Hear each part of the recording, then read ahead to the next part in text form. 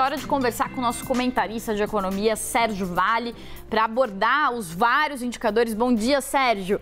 Que a gente vai ter nessa semana, tem IPCA 15, reta final das eleições, tem Copom. O que esperar dessa semana cheia de indicadores e também uma semana importantíssima no cenário político? Bom dia, Pri. Bom dia, Thaís. Olha, ainda tem algumas notícias positivas, de certa forma, quando a gente olha na inflação e na taxa de juros. A inflação, ela tende a voltar para o terreno positivo depois de 3 meses aí de queda que a gente viu acontecer desde julho, mas ainda com uma taxa relativamente baixa, né? Não deve passar de 0,2% agora no mês de outubro.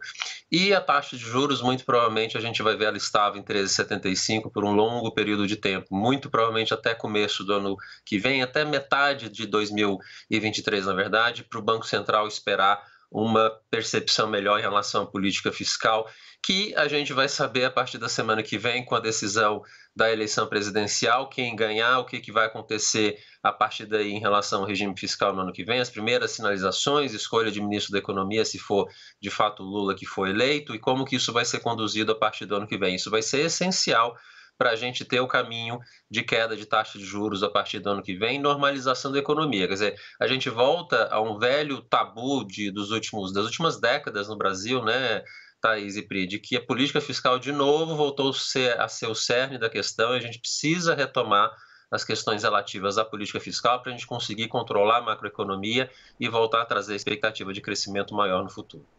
Oi, Sérgio, estou roubando metade do seu telão hoje, meu caro. Estamos aqui dividindo a tela. Ô, Sérgio, a gente acabou de falar aqui da contradição da expectativa do mercado, né? De olhar para as estatais que teriam uma vida com menos intervenção com Bolsonaro do que com Lula, sendo que o presidente Bolsonaro fez intervenções no próprio Banco do Brasil e também na Petrobras. A mesma coisa vale para Lula, que se recusa a dar qualquer pista do que seria a sua nova política fiscal. Ainda assim, o Brasil está sendo considerado barato, ainda tem um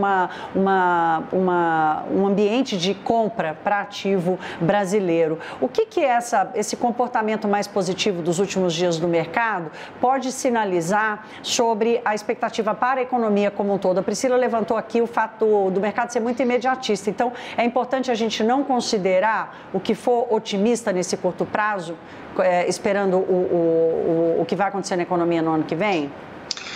A gente precisa aguardar, de fato, o resultado da eleição, Thaís, mas o mercado, de fato, olha essa questão da Petrobras com preocupação, mas eu acho que precisa ter um pouco de cuidado, de fato, como você lembrou no bloco anterior, que o governo Bolsonaro, nos últimos 2 anos, insistentemente tentou intervir na Petrobras e conseguiu, de fato, né? Trocas de presidente, tentativa de manter preços mais baixos e acabou conseguindo, no final, via a própria queda de preço do barril lá fora, corte de impostos, mas também uma política mais amigável da Petrobras ao longo dos últimos meses.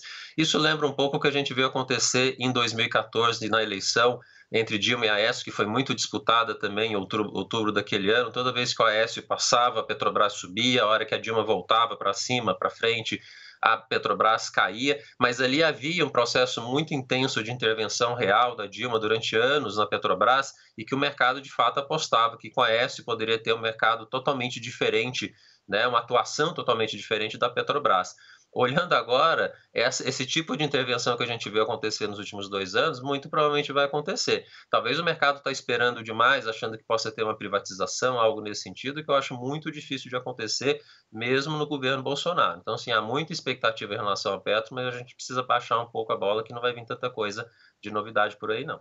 E, Sérgio, você acha que o fato de Lula não indicar quem seria o primeiro-ministro traz uma incerteza adicional? Porque, por um lado, Bolsonaro também não confirmou que vai ser Paulo Guedes, mas, assim, há uma expectativa de que seja Paulo Guedes. O fato de Lula ainda não ter confirmado seu ministro traz alguma incerteza adicional? Isso também pode explicar um pouco dessa movimentação do mercado? Certamente é um ruído também, Pri. A gente tem essa expectativa de saber quem que vai ser o ministro da Economia num eventual governo Lula, e aqui a disparidade do que pode acontecer é muito grande. Vai ser um ministro mais à esquerda, vai ser um político que vai montar uma equipe liberal, como foi o Palocci em 2003, vai ser um economista de mercado, como é o caso do Meirelles, que está voltando a se aproximar da campanha do Lula agora. Quem vai ser, de fato, a gente só vai saber depois e o mercado fica cobrando, mas a gente não vai saber isso essa semana, a gente vai ter que esperar o resultado final. No caso do Bolsonaro, Pri, eu tenho a impressão que, olhando os próximos anos, a gente vai ter mais ainda, na verdade, um fortalecimento do legislativo, com o Lira e o presidente do Senado ganhando força e o Guedes cada vez mais fraco.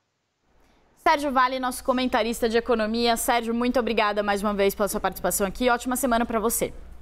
Bom dia, Pri e Thaís, para vocês também. Bom trabalho.